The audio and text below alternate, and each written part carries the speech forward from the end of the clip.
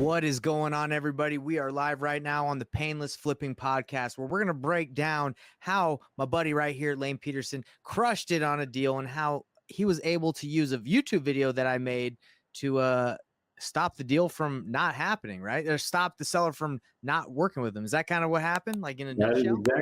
That's exactly what happened. You saved my deal. Let's go. Yeah, look, we just met on the phone yesterday, right? Like we've never talked before. Is that correct? Yeah, no, never had. Just kind of seen each other through mutual social media friends and videos and things like that. But no, I don't think we'd ever connected. Bro, that is honestly crazy. It's such a small world that especially in the investing world where we live in, right? So basically, everybody, if you don't know, I have a YouTube channel. I've had it for about a year and a half, and I make content, and especially stuff where like I'll be doing something for a training or I'll do something on my screen, I'll record it, and then I'll just make a video explaining it. So what happened in this scenario is we had a deal where a seller, we had signed everything. We actually even gave them earnest money. I think we didn't give them earnest money, but I think the seller at the time, we had given them a little bit of money to help them out because they were in a really tough situation and we were going to close on the deal. And then they ghosted us. So we're like, hey, we got to file a memorandum of contract to protect our deal. And it ended up, they were trying to sell it to someone else. Anyway, filing a memorandum of contract is important. Affidavit memorandum, you can call them whatever you want, but protecting your deal is important, especially if you are agreeing to buy the deal and you know they're getting kind of shady, they're going to go with someone else.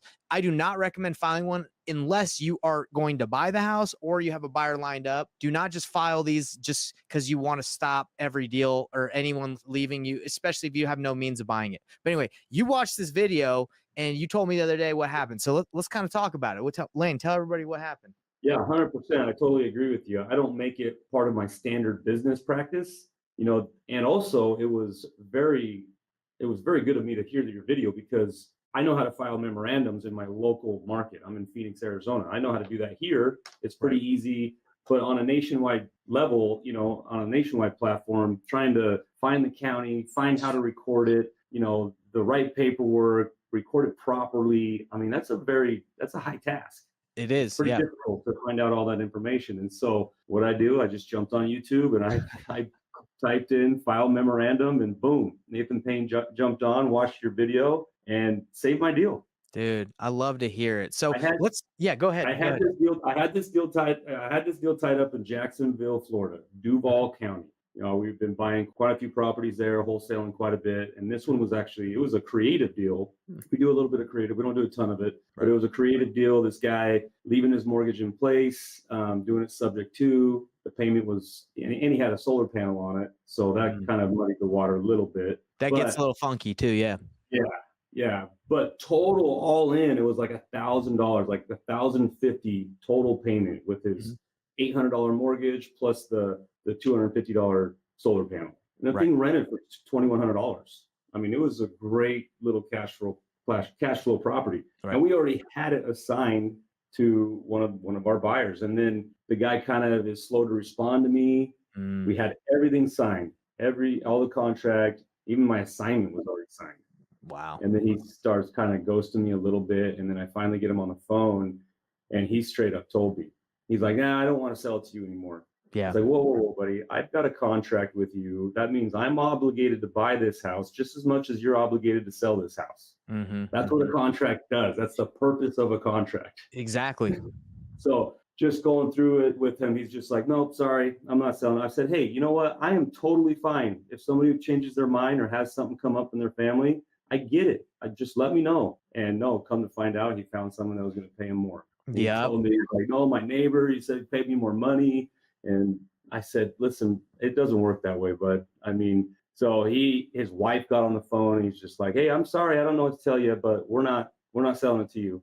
So that's what I'm like, I gotta file my memorandum. Right. Yeah. And I think in that situation completely makes sense. I've just heard some stories where people will file them just like as a part of their procedure, which I don't think makes sense. Yeah, right. I don't do that. No, that's a complete waste of time. But yeah, with this video I showed you, and this is something I learned that I thought was amazing, is at deeds.com, such a easy process. They take care of everything. You just have to send the contract, take a picture or PDF scan. Super easy, right? Yeah. And super cheap. I mean, it was like $35 for the year or something like that. So cheap. Yeah. Yeah, Eh, and so literally, I filled out my memorandum, I notarized it, I uploaded it at deeds.com. You upload it, mhm. they record it for you, Yep. and then send you the confirmation and send you the recording number from the county. And I kid you not, a week and a half later, I got a call from another title company that said, "Hey, calling you about this property. You know, you have a cloud on title. What's it Mhm. going to take to, to clear this title up?" Right. I said, "Well, I'm in contract to buy the property, so I want to buy it. If not, I mean, to clear up title, it would take $25,000. That's Wow. that's what that's what my assignment was." So instead of them, you just fulfilling and just him working with you, they just paid you out to release No, they the didn't cloud? end up doing that, but Okay. that's what I told them it would take Okay. for me to clear title and remove my memorandum. Okay. So no, he came back to me and ended up selling me the property, but as we were contractually Obligated. Yeah. obligated to.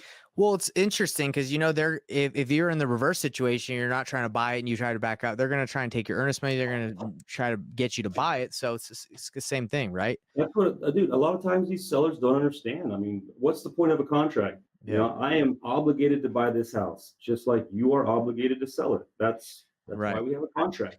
Well, also, like I agree with you all the time with what you said. Like all the time, if a seller is something happens in their family or they don't want to sell now, I say, hey, completely understand. But I'm going to exercise my rights to buy this, so I'm going to cloud title just when you do want to sell or when you already sell, I'll be there, right? And that's exactly what you said. Hey, that's totally fine if you don't want to sell. Something happen.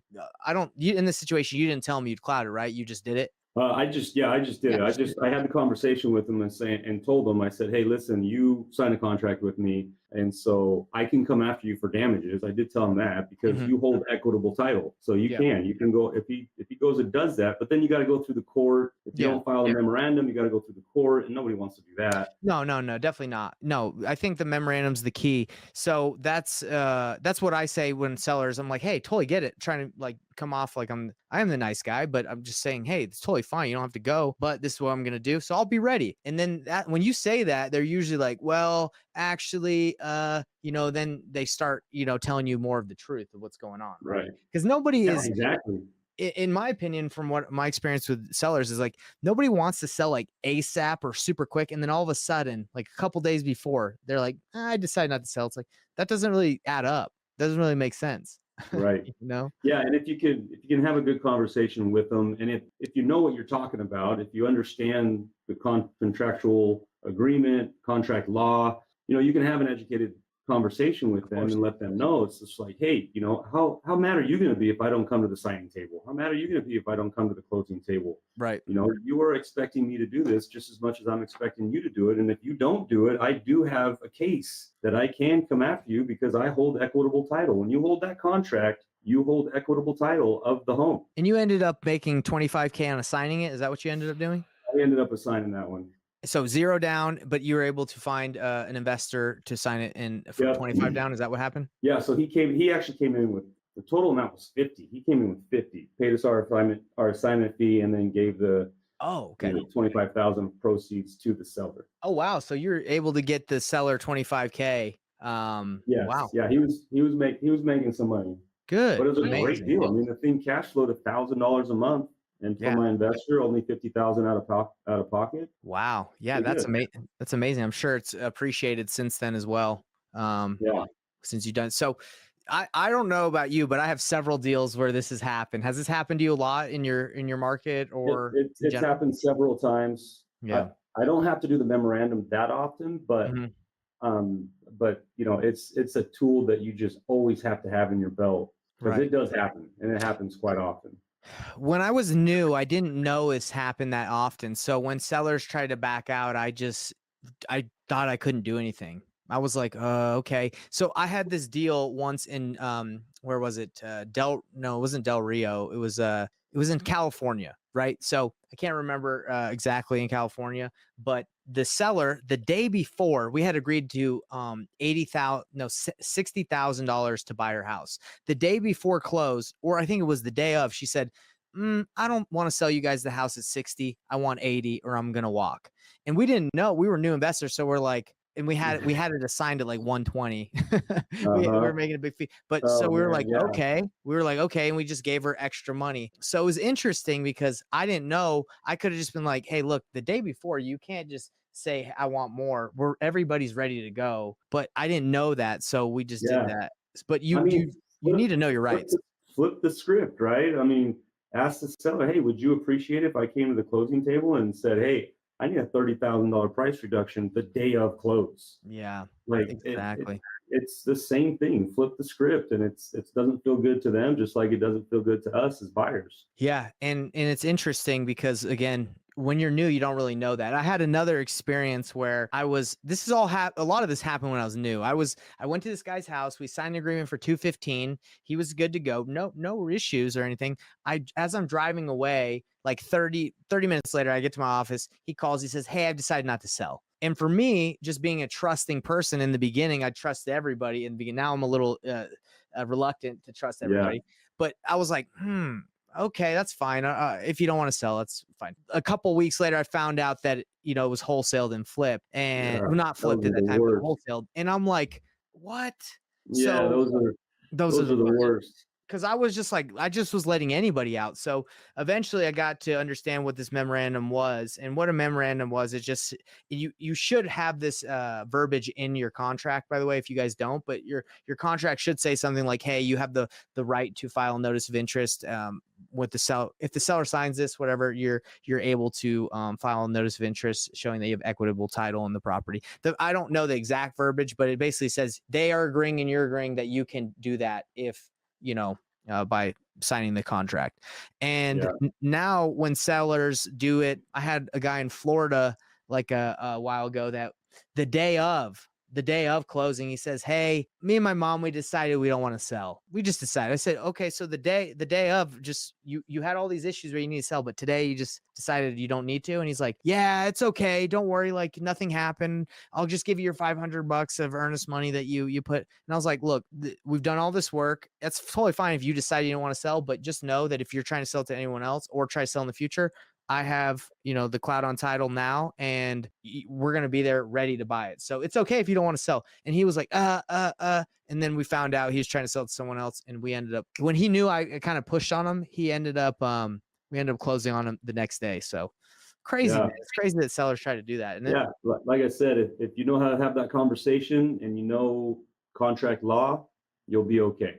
I had a deal just the other day. It was actually one of my clients, and it was on a land deal, just a raw land deal that we had tied up. He had tied up. I was helping him structure the deal and get it to the closing table. But he had the same situation happen. This was literally last week, and it was a $500,000 piece of dirt, and the seller just had gone dark on him, and not just for like a day or two, but it was like 2 weeks. And then he calls me and he's just like, "Hey man, this is what's going on." I'm like, "Bro, we got to file that memorandum tomorrow." He's like, "Well, let's give him through the holiday." I'm like, "No, if you wait a week or two, He's I mean, he gone. could sell to somebody else. Yeah. Title can get cleared if you expedite title, it can get cleared in a week, and he could close it and sell it to somebody else. And now you got to take him to court, and who wants to do that?" Right. No, so So true. we ended up filling out the memorandum, but then the seller called, and we didn't end up having to file it. Okay. Well, that's good. So, what's interesting? I've actually filed some memorandums and they haven't either got recorded in time, or some of the title companies just don't even care and they'll do it anyway. And they'll leave it up to like for you to deal with the buyer or the property. Right. So I don't know if that's Yeah. happened to you, but that's happened to me too, where I filed some and the title companies, like either they don't see it or they turn a blind eye and they just do it anyway because they're rogues and they don't care. They're just being In rebellious. that situation, couldn't you go after the title insurance? So in the situation where I did do that, like this happened, I tried to go for the title company, and they're tough, dude. Like title insurance, all that stuff. Like, good luck getting title money from title companies, in my opinion. I think they got a lot of money, they got a lot of lawyers, and I think they're not really they're hard to Oh, they go don't after. want to. They don't want to pay out on those policies, just like your normal No, insurance. Man. They're definitely going to do try not. Yeah. everything they can to not pay out on that policy. I've actually That, haven't heard of many situations where title companies actually pay out on their title insurance when they make a big mistake, because they can make some big mistakes, bro. And I think sometimes they're just like,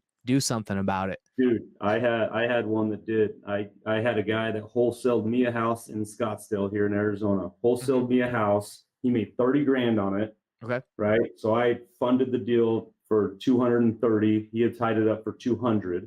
My title company, when I closed it, they insured it for his purchase price. So 200 grand. Right. And I was kind of new. This was years and years ago. Right. I didn't even say anything. I didn't even look at that. 2 weeks later, I get a lawsuit delivered to my office because the woman that sold it to him did it fraudulently. She was actually appearing to be the sister. There was a death in the family. Dad left it to the two sisters. Two sisters like didn't get along. One sister fraudulently signed for the other sister. Notary stamped it, everything. And then so they went back to the title company. The title company's like, all right, yeah, we'll pay you the $200,000 owner's policy. But I'm like, well, I paid 230. Yeah. Like, oh, it's only insured for 200. So I lost 30 grand. Well, that sucks, but I feel like there's some title companies that are like holding the walls that probably wouldn't even, they'd just disappear or something. Oh, dude, no, that title company, it was Fidelity. They're one of the biggest in the nation. And so ever since then, I learned to, whenever I get somebody that I buy a home from, if they're making a $30,000 wholesale fee, I'm insuring it for the entire amount. Good. Because I even went back to the guy that sold me the deal because I had a good relationship with him. And he wouldn't budge. I had to send a letter from a lawyer, and then now I don't have a relationship with him because he wouldn't give me my assignment fee back. So you're telling me he made 30K on something that you lost 200, you lost out on? Like he just wouldn't give you the money back? No, and literally he had made it like 2.5 weeks before. He made 30 grand on an assignment, and all I said was, "Hey, dude, they took the house back. Give me my assignment back." And he was like, "No." Wow, that's whack in my opinion. Like if that happened, oh my gosh, bro. I'm sorry to hear that. It wasn't pretty, but you live and learn, and I always insure my properties for the entire amount. Well, you do live and learn, and it's kind of crazy how like you would never probably even known that until because that happened to you. Like that's not something I've ever thought of, bro. Now that you've told me that, I've learned from you. So most people don't even look at that, right? You figure that the title company would just insure it for the entire amount, but most of them are insuring it for the contract amount. Yeah. So you go tie up a property for 500 grand, wholesale it to me for 550. A lot of times the title company is just insuring it for that contract amount. That's a good point. So everybody that's watching this or will watch this, definitely check if you're buying a property, make sure, and you do title insurance on it, that and I do recommend that you do that it's insured for the amount that you're buying it for. Is that right, Layne? For sure. Well, hey man, it's crazy again that this happens, but this is definitely a good strategy, or not even a good strategy, but something to do when this happens, because it's going to happen. It's bound to happen, especially like if you're doing pay-per-click, mail, text, whatever. Like they're not just dealing with you. I would say most of the time. Most of the time, even if after you get under contract, they're gonna sometimes have someone chirping in their ear, and if you start feeling something getting fishy, you just want to call it out, be like, hey, everything good, and it happened. It's happened to me multiple times. I still have a lot of, I don't even know how many, but memorandums filed out there that I haven't heard anything about. Maybe they did sell it and I didn't know. But after you said that, maybe I got to go back and check. But I think so sometimes, bro. I buy a lot of houses in Atlanta, and when we were buying a lot a couple of years ago, it would just happen. Someone would call me and be like, "Hey, man, I'm not selling," and give me some reason.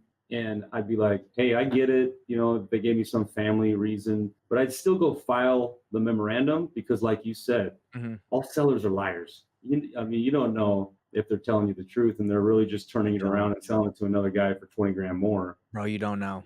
No. So if one comes back around a couple years later and I do realize that, hey, he was telling me the truth, I'll probably just release it. Yeah.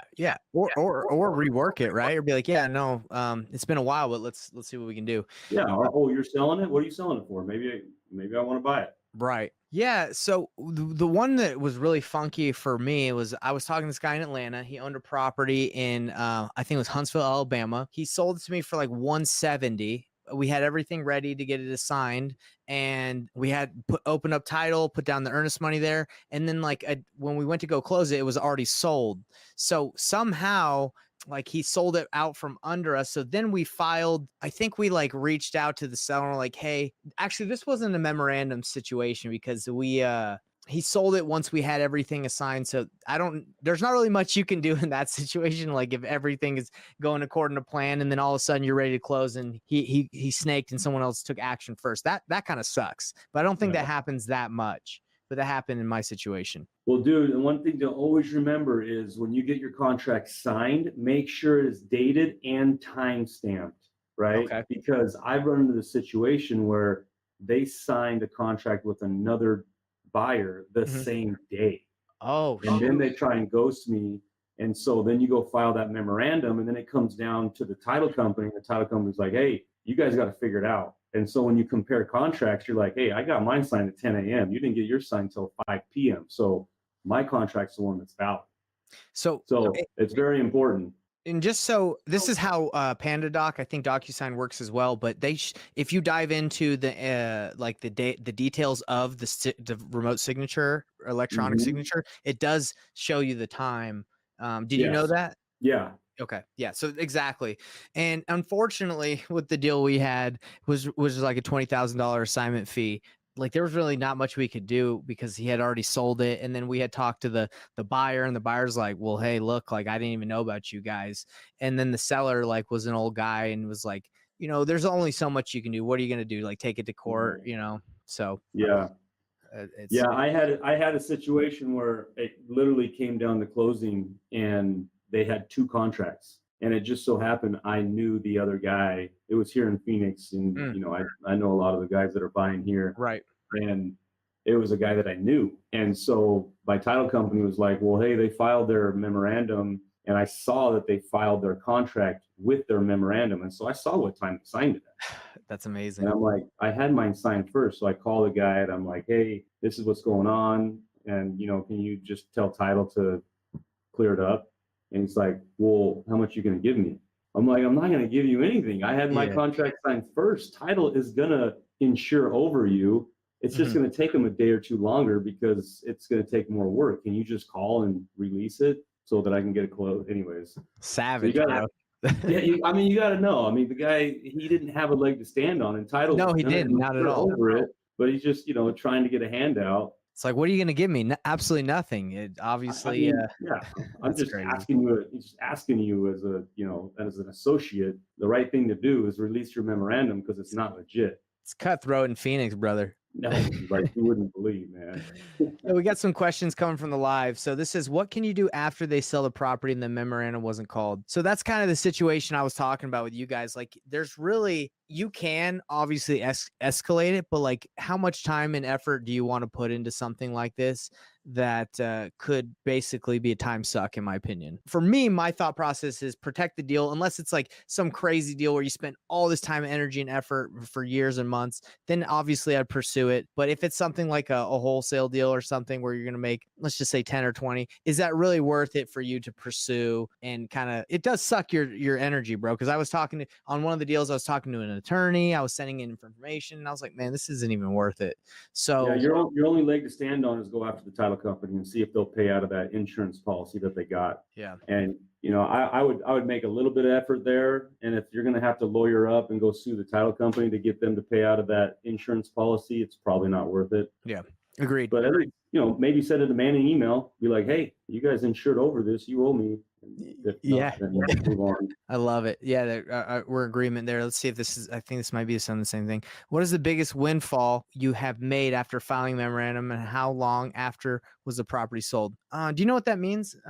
Windfall? Big, I'm not sure what that means. Pitfall, windfall? Do you know what that means? I'm not sure what they mean by that, but yeah, not sure. Most of mine, if I file a memorandum, they come to fruition pretty soon after, because that means they were trying to sell it to somebody else. Like I said, I have some memorandums out there that have been on there for years. And if they do call me, I'll probably just end up releasing it because it was a family issue that they ended up, because so it will stay there forever until they go and sell it should stay there forever unless the title company misses it. Yeah. And I think with some of the ones that we had where they sold over it, I think there's some smaller title companies that just want to get deals done. They don't even care. And they're like, go ahead, do something. So Yeah. I think it depends. But when you're dealing with the bigger ones, like you said, Fidelity, I don't think they're trying to play around. Let's see. How do I find out which title company they used? So I don't think it's necessary. Well, that's actually a really good question. How would you find out which title company they closed at? You don't need to find out. You can file your memorandum with any title company Well, after I guess that. what they're referring to is if we try to go after the title company and do a demanding letter Oh, for the title insurance, how would you know? That's a good question. that is a good I'm trying to question. think of what happened to the one that I did. Well, usually I find out because the title company calls me or lets me know. So if they don't, you got me stopped there. That's a good question because you can look up the recorded deed, but I don't think the deed says anything on the title about the title company unless it's like I don't think so. their notary. But it's still that's a good question. I'm not sure because that's not a recorded document on the title company that did it. Now you can get another title company to go and find out who insured it. You can find out who insured it. Okay. Just use whatever title company you use, and they can go and look up who insured that property because they can find the policy. So maybe that's it. You look at who insured the sale of the home, right? Yeah, because then you're filing a claim technically against the new owner. It's not against them personally, but it's against their property. And so whatever title insurance they bought is protecting them, right? So if somebody has a claim against their policy, so any title company that you have a relationship can find out who has the policy on that house and file a claim against that policy. Love it. No, man, thanks for answering a lot of these questions. I think we're getting some good interactions. Can you file memorandum with the county directly instead of filing it through a title company? Of course, yeah. You can do it on deeds.com. And that's how we originally met, Dallin, is I made a video on YouTube called How to File a Memorandum of Contract, and he was able to use it to save that deal that he had in Jacksonville. So you could check that one out. But you can do it directly to the county. You can do it online or through the title company. They all pretty much will help you get it done. So something to note though, Dallin, a lot of title companies won't do it. So that's why deeds.com is so awesome because whatever the county is and wherever the United States, they'll do it for you. And a lot of times when you go to a title company, they say, hey, I can't do it unless I'm issuing a title insurance policy because they're recording something that they're not insuring. So deeds.com is a great way around that. I have found that a lot of title companies won't do it. That's a good point. That's a good point. Cool. Any other questions? Anybody that's watching this on live? These are great questions to ask because it seems like this is something that a lot of investors face or they're worried about, right? So again, just to reiterate, we're not saying this should be a part of your process to do on every deal. I would say it's on ones where it's starting to get a little fishy. You're ready, it's assigned, or you're going to buy it and they start ghosting you, or they try to just back out the day of. Just have that conversation. Just say, hey, look, that's okay if you don't want to sell it right now if something happens, but we will be ready to buy it when you do sell. So if you're selling to someone in a week, for example, we're going to come up and it's not going to work out. Oh yeah. When I go talk to sellers and I go through my contract, I actually read not word for word the contract with my sellers that I work with, but I just kind of go over and explain. And I say this as part of my process. I just say, hey, by the way, by signing this just enables us to, protect ourselves. If we agree and we go through this process and you try to back out, we're able to file a notice of interest. And nobody ever, when you're reading that, like has anything bad or negative to say about it. They're like, okay, I totally get that. So this is not something that's weird for someone that you're agreeing to buy their house. They're actually glad that you're willing to do this. But then obviously later down the line, it will bite them in the butt if they try to get sneaky. Yeah, at the time of signing, they're like, oh no, I'd never do that. Yeah, for real. Well, Layne, do you have anything you would like to add for our guests? We've had a good conversation. Anything you want to let them know before we wrap up, or how they can find you and work with you, since you're doing deals? Yeah, I call myself HOV Layne. My name is spelled Layne, but that's all my social media because I love sharing. I love carpooling. We're all in this, it's so great to work together, collaborate, share best business practices. And like you said, Nathan, this isn't like a standard practice. Every time I get a contract, oh, we got to go file a memorandum, right? But if you sense if something's getting a little squirrely, something's not right, just go ahead and do it. Yeah. Maybe they did have a death in the family and they do need to back out. And that is, at any given time, I say, hey, I get it. And so, but a lot of times they're lying. Majority of sellers are liars. Yeah, and that's great having this in the tool belt and knowing that you can protect yourself, because there'd be nothing. It's not fun to work all that time and work hard, and then someone just snake it because they've seen your mailer, they saw your blast, and then they just go in and make a little higher offer. Which unfortunately people do that, and they do. There's people that that have a business practice of taking people's earnest money or snaking deals from other people. It always amazes me, because those kind of people, if they would just focus on doing what's right and good, they would kill it. They would kill it. Yeah. It takes a lot of work. I'm assuming it takes a lot of work. Too much work to do that. All right, everybody. Well, this has been the Painless Flipping Podcast, and it's been fun having you on here, Layne. We'll definitely have to have you back and talk a little bit more about what you're doing in the industry and see how people can connect with you. But thanks. And last thing I wanted to say is, it's kind of crazy because we both know Jerry Norton. Sometimes Jerry, through his videos, people are like, oh, I did this. Now that, you told me, I had no idea. I've never had anyone say, hey, because of your video that you had, I was able to do this. No one said that. So this is a pretty cool experience for me. I love being the only one. So far, everybody says it about Jerry. Let's get Nathan a win. Yeah, man. Jerry, I watched your video and did this, and I'm like, man, one day. Right. Gotta love him. Jerry's great. Yep. All right, everybody. We'll catch you on the next one. Peace out.